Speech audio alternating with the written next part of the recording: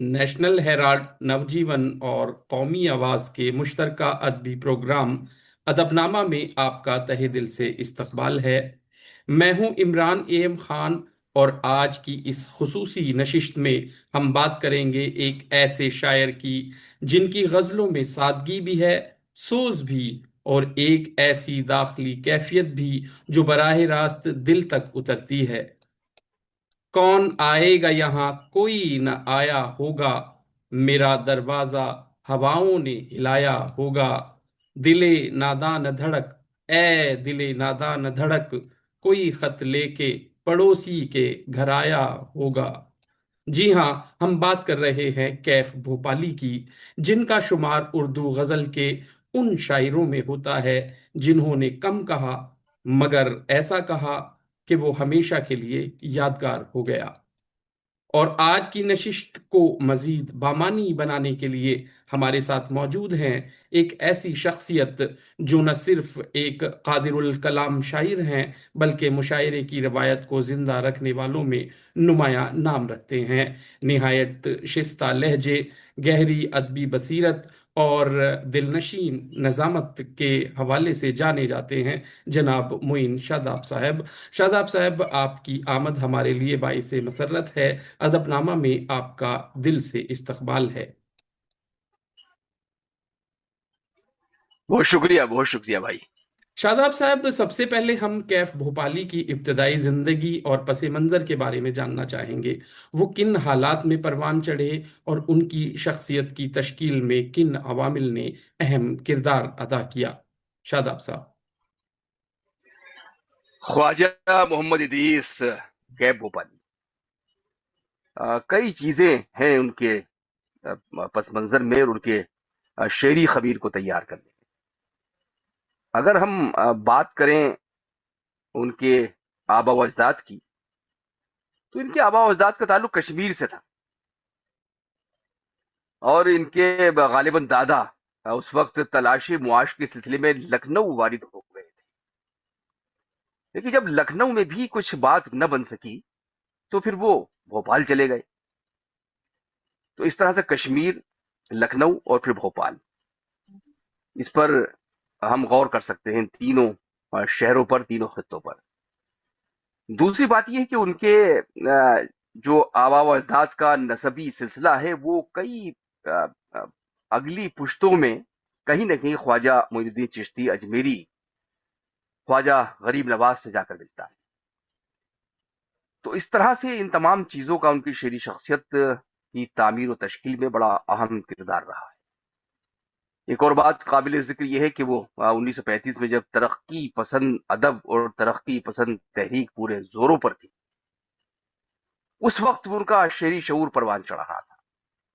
तो एक तरह से तरक्की पसंद तहरीक के जेर असर जनाब कैब भोपाली साहब की अदबी या शेरी या फिक्री शख्सियत की ताबीर और तश्कील हो रही थी। इसके अलावा उनका उनका खानदाना काफी, उनका जो खानवादा था वो काफी अदबी था, काफी इल्मी खानवादा था। उनकी खुद वालदा मोहतरमा बहुत अच्छी शायरा थी। वालदा मोहतरमा शायरी करती थी और उनका तखल्लुस आजिज था, गालिबन वो आजिज तखल्लुस करती थी। तो उनके खालू भी शायर थे जिसे वो इसलाह लिया करते थे। और उसके बाद उनका नाम शायर जकी वारसी था, उनसे इसलाह लिया करते थे। बाद में वो बाकायदा शेरी भोपाली से मुंसलिक हो गए थे और उनके हल्क़े तलामज़ा में शामिल हो गए। तो जिसका खानवादा इतना अदबी हो, इतना इल्मी हो, जिनके अजीज व अकारिब में कई शोरा मौजूद हों, तो उसका कुछ ना कुछ फितरी असर पड़ना था, फितरी तौर पर यह असर पड़ना था। बहरहाल ये उनका एक पस मंजर है जिसकी जिसकी वजह से हम उनकी शेरी जो एक समत है या शेरी जहते हैं उसका बखूबी अंदाजा कर सकते हैं। उस वक्त बहुत से अहम शुराए कराम थे भोपाल में जब तरक्की पसंद अदब परवान चढ़ रहा था। तो उन तमाम लोगों के दरमियान वो परवरिश पा रहे थे। वहां उनका फिक्र या उनका शऊर जो है वो अपने पर पुर्जे निकाल रहा था। उन्होंने मुतालिया किया बचपन में, अल्लामा इकबाल को पढ़ा, मौलाना अल्ताफ हुसैन हाली को पढ़ा, गालिब को पढ़ा, ज़ौक़ को पढ़ा, मीर को पढ़ा। लेकिन ان تمام تر چیزوں کے ساتھ ساتھ جن کا ذکر میں نے کیا، ان کے خاندانی اوصاف، ان کا سلسلہ نسب، ان کا وہ عصر اور اس وقت کے رجحانات، لیکن اس سب کے باوجود انہوں نے کسی کا بہت زیادہ اثر قبول نہیں کیا اپنی شخصیت پر، بلکہ اپنے لیے ایک جو وہ کہتے تھے ایک فطری انداز میں انہوں نے کہا، اور شاید اس لیے ان کو شاعر فطرت بھی کہا جاتا ہے۔ ان کا اپنا لہجہ تھا، ان کا اپنا انداز تھا، جو ان کی شاعری میں نظر آتا ہے۔ حالانکہ انہوں نے شروع میں اپنی والدہ کی زمینوں میں بھی شعر کہے، لیکن بعد میں انہوں نے اپنے ایک لہجہ اختیار کر لیا تھا، اور یہ ان کی شخصیت کا، ان کی شعری جہتوں کا یا ان کی شعری سمتوں کا ایک بھرپور تعارف ہے جو میں نے یہاں پیش کیا ہے۔ اس کی روشنی میں ہم ان کی شخصیت کو سمجھ سکتے ہیں تو ہمیں آسانی رہی۔ شاداب صاحب، آپ نے کیف بھوپالی کی زندگی، ان کے خانوادے اور ان کے انداز و اسلوب پر بہت خوبصورتی سے بیان کیا۔ کیف بھوپالی کی شاعری میں ایک خاص طرح کی سادگی اور روانی نظر آتی ہے۔ آپ کے خیال میں ان کے اسلوب کی نمایاں خصوصیات کیا ہیں جو انہیں دوسرے شعراء سے منفرد بناتی ہیں؟ حال میں جو ہے وہ جواب پنہا ہے۔ آپ نے ذکر کیا کہ سادگی ہے ان کے یہاں پر، اور ایک خاص طرح کی روانی ہے، اور یہ سادگی اور روانی ان کے اسلوب کو وضع کرتے ہیں۔ اور اس کا ایک معاملہ ایسا کہ بھوپال خود اپنے آپ میں ایک تہذیبی شہر ہے، تو وہاں کی جو شائستگی ہے اور وہاں کی جو سادگی ہے اور وہاں کا جو ایک عوامی رچاؤ ہے، وہ کہیں نہ کہیں لاشعوری طور پر ان کے فکر میں سرایت کر رہا تھا، اور وہ سادگی وہاں سے پھوٹ پڑتی ہے۔ دوسری بات سادگی، جب میں نے والدہ کا ذکر کیا تھا کہ جب کوئی شخص والدہ سے اپنا فن سیکھتا ہے تو اس کے ایک خاص قسم کی سادگی آتی ہے، ایک معصومیت آتی ہے جو والدہ کے اثرات ہوتے ہیں، کیونکہ ان کے جو والد صاحب تھے وہ پولیس کے ایک اعلیٰ افسر تھے اور بہت مصروف رہتے تھے، تو ان کی تمام تر ذمہ داری جو تھی پرورش کی یا تربیت کی، وہ ان کی والدہ کے ذمہ تھی۔ تو والدہ کے یہاں جو نرمی ہو سکتی ہے، جو ایک مامتا ہو سکتی ہے، وہ ان کے یہاں سادگی اور شائستگی کی شکل میں شاعری کے ذریعے واضح ہو رہی تھی، اور یہی سادگی اور ان کی جو جس طرح میں نے ذکر کیا کہ جس میں عوامی رچاؤ شامل ہو گیا تھا، تو یہ تمام چیزیں ان کے اس میں در آئی تھی، اور یہی آخر تک ان کی شاعری کی خصوصیات بنی رہی۔ اب دیکھیے، آپ نے جو شعر پڑھا شروع میں کیا، سادگی کوئی کون آیا ہے یہاں، کوئی نہ آیا ہوگا، میرا دروازہ ہواؤں نے ہلایا ہوگا۔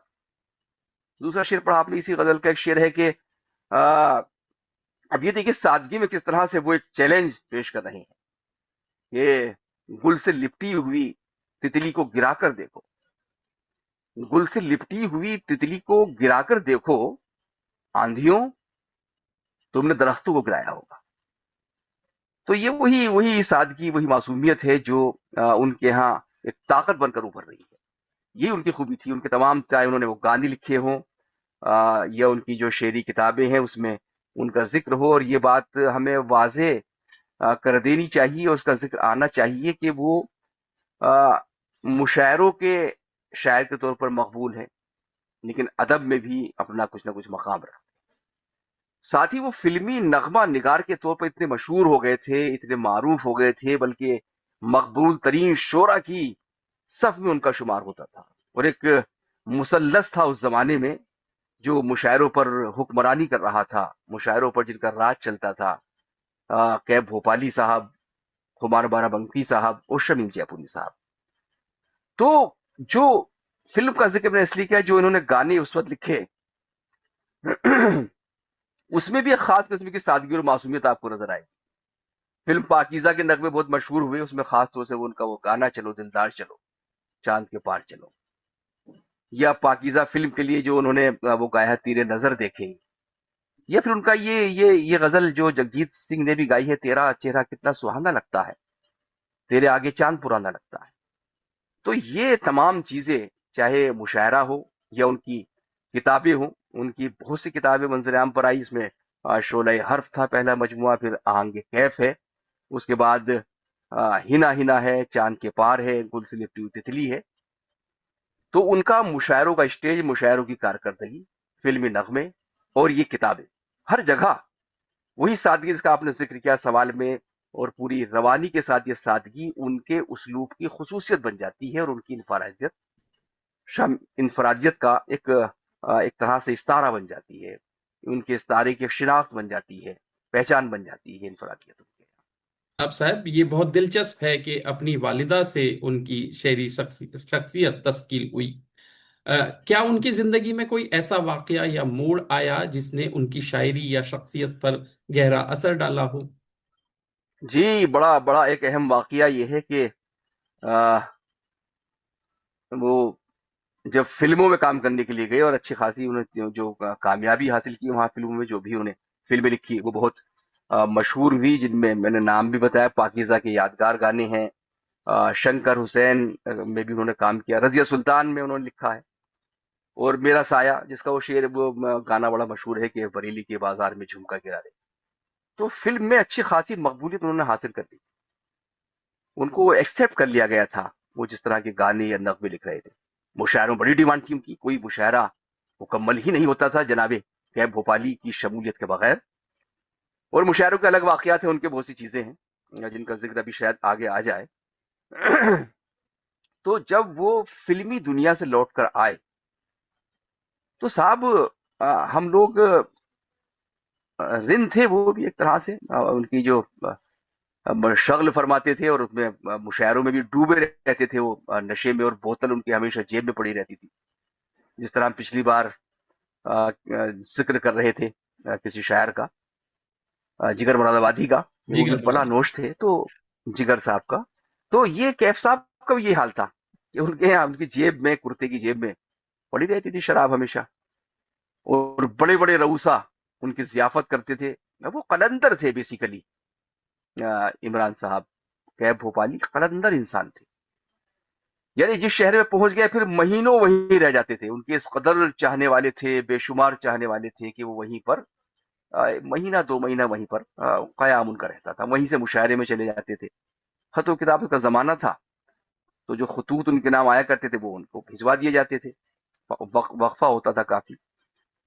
کئی مرتبہ جو مشاعروں میں ان کو ایک معاوضہ ملتا تھا وہ اپنے پاس نہیں رکھتے تھے، کبھی نہیں رکھا انہوں نے پیسہ، یا تو اگر گھر پہنچ گئے وہ خوش قسمتی سے تو گھر والوں کے نصیب میں آگے، ورنہ وہ کبھی کسی رکشے والوں کو دے دیے، کبھی کسی غریب انسان کو دے دیے، کبھی اسٹیشن پر کسی کو دے دیے، اپنے کپڑے بھی دے دیا کرتے تھے، شال نئی نئی اتار کے دے دیا، ہم نے خود دیکھا اپنی آنکھوں سے۔ تو ایک قلندر صفت ان کا مزاج تھا، مطلب کوئی ان کو پرواہ نہیں تھی اس کی جو مادیت پرستی ہے، بس وہ جو ایک شراب تھی وہ ان کی زندگی تھی۔ میں نے تو ان کو صاحب اپنی آنکھوں سے شراب میں روٹی کھاتے ہوئے دیکھا ہے، بڑی حیرت ہوگی آپ کو، بڑا دلچسپ معاملہ ہے یہ، بڑا لطف معاملہ ہے کہ وہ ایک مرتبہ شراب سے روٹی کھاتا ہے۔ تو وہ اپنی دنیا میں مگن رہنے والے انسان، لیکن فرشتہ صفت انسان تھے، کسی کا دل نہیں دکھایا، ان کا اپنا ایک انداز تھا، اور انا اور خودداری بہت تھی۔ جواب ذرا طویل ہو رہا ہے، لیکن جیسے کئی مرتبہ منتظمین کی کوئی بات ان کو ناپسند ہوتی تھی، یا منتظمین ان کی شرطیں نہیں مانتے تھے، تو وہ یہ کرتے تھے، یا کبھی کبھی اسٹیج پر کوئی بدمزگی ہو جاتی تھی کہ وہ اسٹیج سے اتر کر کسی الگ مشاعرہ گاہ میں کسی کونے میں اپنا کلام پڑھنے لگتے تھے، پڑھتے تھے ترنم سے گا کر پڑھتے تھے، تو وہاں مجمع جمع ہو جاتا تھا، وہ مشاعرہ ڈسٹرب ہو جاتا تھا، سارے لوگ کیف صاحب کی طرف چلے جاتے تھے۔ تو یہ ان کا انداز تھا۔ تو جب وہ فلمی دنیا سے واپس آئے اور یہ تمام چیزیں میں نے ان کی بتائی برا روشی کی، تو ان کو اچانک یہ خیال آیا، کیونکہ ہم کسی شخص کا ظاہر دیکھتے ہیں، باہر سے دیکھتے ہیں، لیکن اندر سے اس کے اندر کیا ہے، اس کی کیا باطنی خوبیاں، یہ صرف اللہ تعالیٰ جانتا ہے۔ وہ اپنے بندوں سے ایسے ایسے کام لے لیتا ہے، تو کیب بھوپالی نے یہ کیا کہ قرآن مجید کا مطالعہ کرنا شروع کیا، اس کا ترجمہ اور مفاہیم پڑھے، اور پھر کلام پاک کے انہوں نے بہت سے شاید 27 یا 28 سپاروں کا منظوم ترجمہ کیا۔ یہ ایک بڑا کام ہے، اور وہ خود بھی کہتے تھے اور لوگ بھی کہتے تھے کہ شاید یہی ذریعہ نجات بن جائے کیف صاحب کا، کہ وہ کلام مجید کا انہوں نے نہ صرف مطالعہ کیا، نہ صرف ترجمہ پڑھا، بلکہ اس کو شاعری میں اس کا منظوم ترجمہ پیش کیا۔ اور سیماک اکبر آبادی کے بعد غالباً وہ پہلے شاعر ہیں جنہوں نے کلام پاک کا منظوم ترجمہ کیا، لیکن یہ کام وہ مکمل نہ کر سکے، ان کی موت ہو گئی، اللہ نے ان کو اپنے پاس بلا لیا، کچھ سپارے رہ گئے تھے، لیکن جو بھی ترجمہ انہوں نے منظوم کیا تھا کیف بھوپالی صاحب نے، اس کو بعد میں مفہوم القرآن کے نام سے بعد میں شائع بھی کیا گیا. شاید ان کے لواحقین نے، ان کی بیٹی نے یا احباب نے اس کو شائع کرایا تھا. تو یہ ان کی زندگی کا ایک بڑا ٹرننگ پوائنٹ تھا کہ ایک ایسا شخص جو رندے رند ہے، بلانوش ہے، اور اس کی ایک عجیب طرح کی زندگی ہے، وہ اچانک جو ہے کلام پاک کا منظوم ترجمہ کرنے لگتا ہے. تو یہ سب چیزیں کیف صاحب کی زندگی کا ایک بہت ہی بڑا یہ دلچسپ واقعہ ہے. شاداب صاحب، آپ نے بہت ہی دلچسپ انداز میں کیف بھوپالی کی اس شخصیت کو، جو ایک طرف رند ہیں اور ایک طرف جو ہے کلام پاک کا ترجمہ کرتے ہیں، تو اس تضاد کو نمایاں کیا. اب ہم ان کی شعری زندگی کی طرف آگے بڑھتے ہیں. کیف بھوپالی کی غزلوں میں جو داخلی کرب اور خاموش احساسات کی ترجمانی ملتی ہے، کیا یہ ان کی ذاتی زندگی کا عکس ہے یا محض تخلیقی اظہار؟ جی بالکل. جو یہ خاموش کرب ہے یا ایک طرح سے ایک شور کے درمیان ایک ٹھہرا ہوا سا ماحول ہے، یہ ان کی ذاتی زندگی سے تو ظاہر ہے متعلق ہے ہی، اور ہوتا ہے، سب کا ہوتا ہے. لیکن یہ تخلیقی وسعت بھی ہے ان کی. یہ ان کی تخلیقی وسعت بھی ہے کہ وہ کس طرح سے آپ بیتی کو جگ بیتی بنا دیتے ہیں. اور یہ بہت سے شعراء کی خوبی ہوتی ہے کہ وہ آپ بیتی کو جگ بیتی بنا دیتے ہیں. تو اس کو ہم تخلیقی وسعت بھی کہہ سکتے ہیں، ایک روحانی یا فکری رجحان بھی کہہ سکتے ہیں، ایک اجتماعی احساس بھی کہہ سکتے ہیں کہ وہ کس طرح سے اپنے احساس کو ایک اجتماعی احساس میں تقسیم کر دیتے ہیں. لیکن جو خاموش کرب کی بات کی آپ نے، جو ایک خاموش احتجاج ملتا ہے یا ایک خاموشی ملتی ہے، ان کے داخلی کرب ملتا ہے، احساس ملتا ہے، تو جمال احسانی کا شعر سن لیجئے. جمال احسانی نے کہا تھا کہ جمال کھیل نہیں ہے کوئی غزل کہنا. جمال کھیل نہیں ہے کوئی غزل کہنا، کہ ایک بات بتانی ہے ایک چھپانی. تو یہ بات بتانے کے ساتھ ساتھ جو بات چھپانے کا ایک فن ہے، یہ غزل کی خوبی ہے، جس کو غزل کی ایمائیت کہا جاتا ہے، غزل کی داخلیت کہا جاتا ہے، اس کے اندر کی آواز کہا جاتا ہے. تو تمام اچھے شعرا اس داخلی کیفیت کا خیال رکھتے ہیں. تو اسی کا خیال جناب کیب بھوپالی صاحب نے بھی رکھا.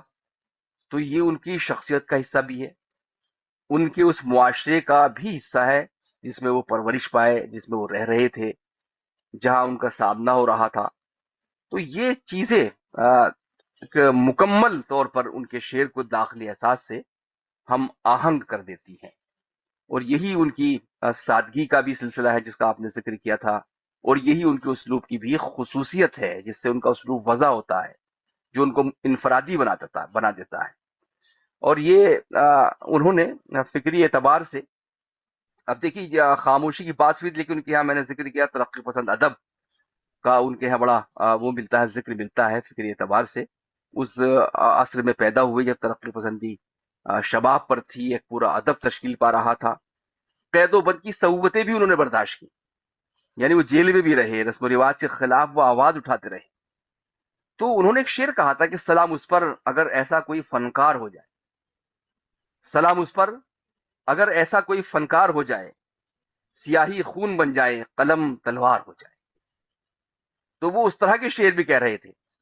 لیکن اس سب کے باوجود، اس احتجاج اور اس شور کے باوجود، جو ان کے یہاں داخلی کیفیت ملتی ہے، وہ ان کو منفرد بناتی ہے، اور وہی ان کی شاعری کی اصل پہچان ہے، جس کا ابھی ذکر بھی ہوا تھا. جو جس طرح شعروں، ابھی کئی شعر آپ نے بھی سنائے تھے، ہم نے بھی ذکر کیا تھا. تو یہ داخلی کرب جو ہے ان کے یہاں ایک بڑی خوبی بن کر سامنے آتا ہے، جو اس اسلوب کی تشکیل کرتا ہے. شاداب صاحب، آپ نے کیف صاحب پر بہت خوبصورتی سے اب تک جو بھی معلومات ہیں، ان کی ابتدائی زندگی، ان کی شاعری، ان کے تضادات، سب کو بیان کیا. اب ہم چاہیں گے کہ ان کی شاعری سے بھی ہمارے ناظرین کو لطف اندوز کیا جائے. اگر آپ کیف بھوپالی کے کچھ اشعار ہمارے ناظرین و سامعین کے لیے سنائیں تو نشست مزید یادگار ہو جائے گی. جی بالکل. دیکھیے آغاز تو وہیں سے ہوتا ہے جہاں سے آغاز کیا تھا کہ کون آیا ہے یہاں کوئی نہ آیا ہوگا، میرا دروازہ ہواؤں نے ہلایا ہوگا. اور وہ شعر وہ ضرور پڑھ دیتا ہوں میں ایک بار پھر کہ گل سے لپٹی ہوئی تتلی کو گرا کر دیکھو، آندھیوں آندھیوں تم نے درختوں کو گرایا ہوگا. آپ غور کرتے رہیے اس پر. تتلی کی جو ایک والہانہ عشق ہے گل سے، وہ بھی، اور تتلی کی ایک نازک کیفیت پر بھی، اور آندھی کے زور پر بھی. بڑا معنی سے بھرپور شعر ہے۔ وہ غزل ان کی بڑی مشہور ہوئی، تیرا چہرہ کتنا سہانا لگتا ہے، تیرے آگے چاند پرانا لگتا ہے۔ اب یہ دیکھیے یہاں سادگی دیکھیے، اور سادگی کا کمال دیکھیے، دوست سادہ سا مطلب اس کا ایک شعر سنیے: ترچھے ترچھے تیر نظر کے چلتے ہیں، ترچھے ترچھے تیر نظر کے چلتے ہیں، سیدھے سیدھے دل پہ نشانہ لگتا ہے، سیدھے سیدھے دل پہ نشانہ لگتا ہے۔ اب یہاں صنعت تضاد کی کیفیت بھی ہے کہ دیکھیے ترچھے اور سیدھے، یہ نظر کے تیر ترچھے چل رہے ہیں لیکن نشانہ سیدھا لگ رہا ہے دل پر، تو اس کو صنعت تضاد بھی کہا جاتا ہے، جو ان کے یہاں بھرپور طور پر ملتا ہے۔ ایک اور مطلب سنیے جو ان کا بڑا رومانی مطلب ہے کہ تجھے کون چاہتا تھا میری دوستی سے پہلے، تجھے کون چاہتا تھا میری دوستی سے پہلے، تیرا حسن کچھ نہیں تھا میری شاعری سے پہلے، تیرا حسن کچھ نہیں تھا میری شاعری سے پہلے۔ یہ شعر اس بات کی علامت بھی ہے کہ حسن و عشق کی شاعری ایک خاص طور پر ابھر کر آتی ہے کہ بھوپالی صاحب کے ہیں، اور وہ رومانی شاعر ہیں، رومانی شاعری کے طور پر بھی سامنے آتے ہیں۔ یہ شعر اسی کا ثبوت ہے۔ کچھ بڑے دلچسپ تجربات انہوں نے کیے، یعنی وہ لفظوں کی تکرار سے یا ایک جیسے لفظوں سے ایک ردم پیدا کرتے تھے، کیونکہ وہ مشاعروں میں ترنم سے پڑھتے تھے، ان کے ایک غنائیت تھی، اور ترنم کی کیا ایک گنگناہٹ تھی۔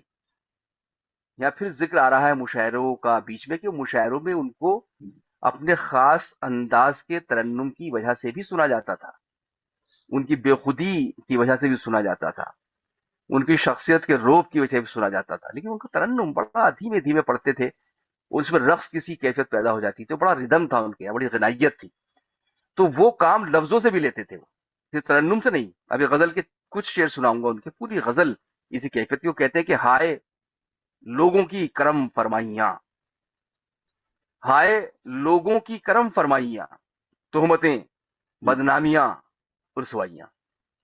اب یہ تین لفظ ہیں: تہمتیں، بدنامیاں، رسوائیاں، تو اسی طرح کا التزام انہوں نے اس پوری غزل میں رکھا ہے جب انہوں نے مصرع ثانی کہا: ہائے لوگوں کی کرم فرمائیاں، تہمتیں، بدنامیاں، رسوائیاں، زندگی شاید اسی کا نام ہے، دوریاں، مجبوریاں، تنہائیاں۔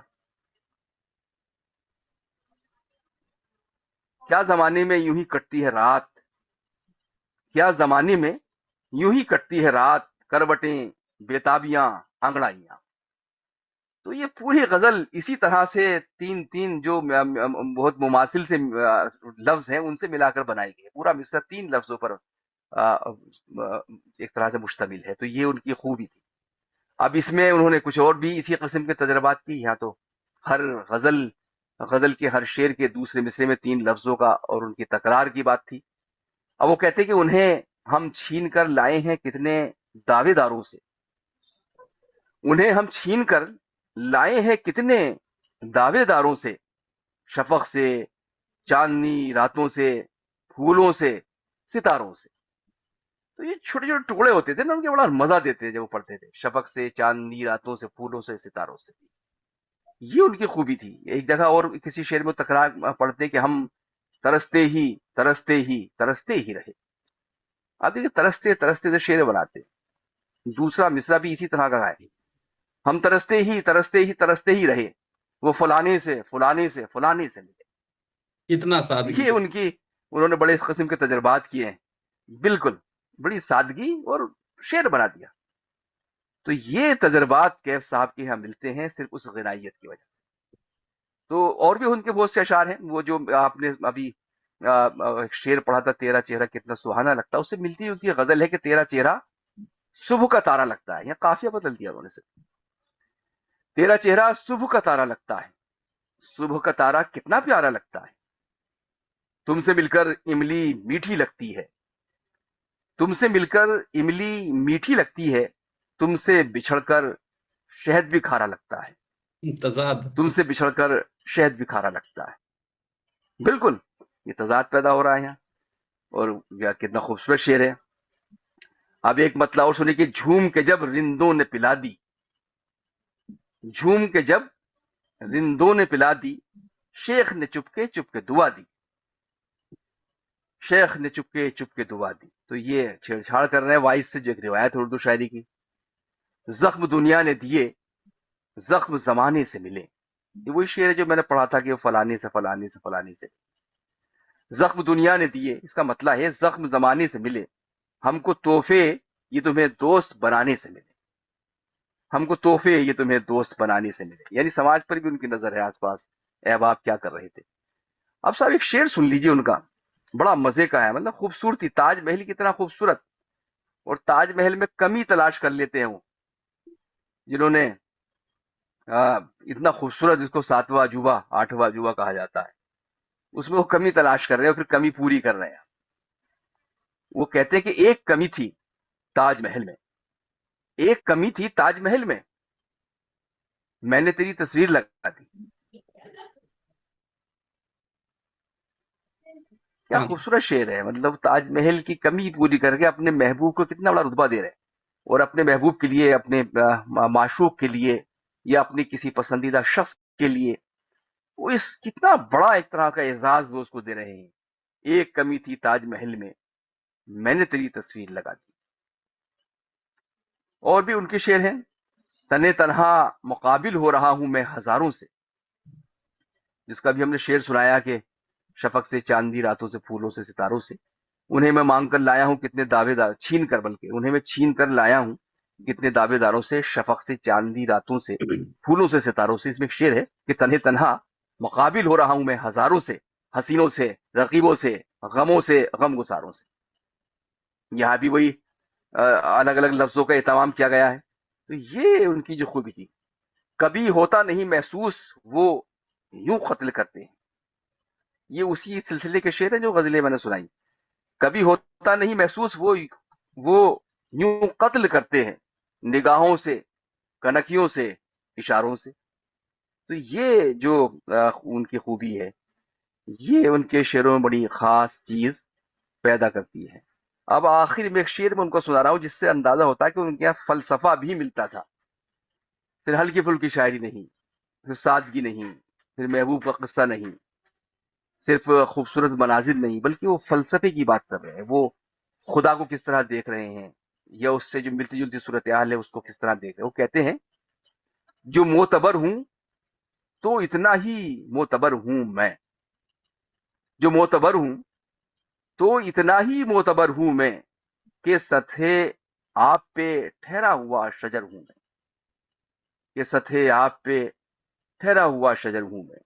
تیرا وجود حقیقت مگر کہاں ہے تو، تیرا وجود حقیقت مگر کہاں ہے تو، میرا وجود فقط واہمہ مگر ہوں میں. بہت اب شاندار. دیکھیے اس کو کسی رخ پر بھی لے جائیے آپ، بالکل تصوف ہے، اللہ تعالیٰ سے مکالمہ ہے، انسان کی عظمت ہے، انسان کی بڑائی ہے، اس کا اعتراف ہے، اس کی استقامت ہے.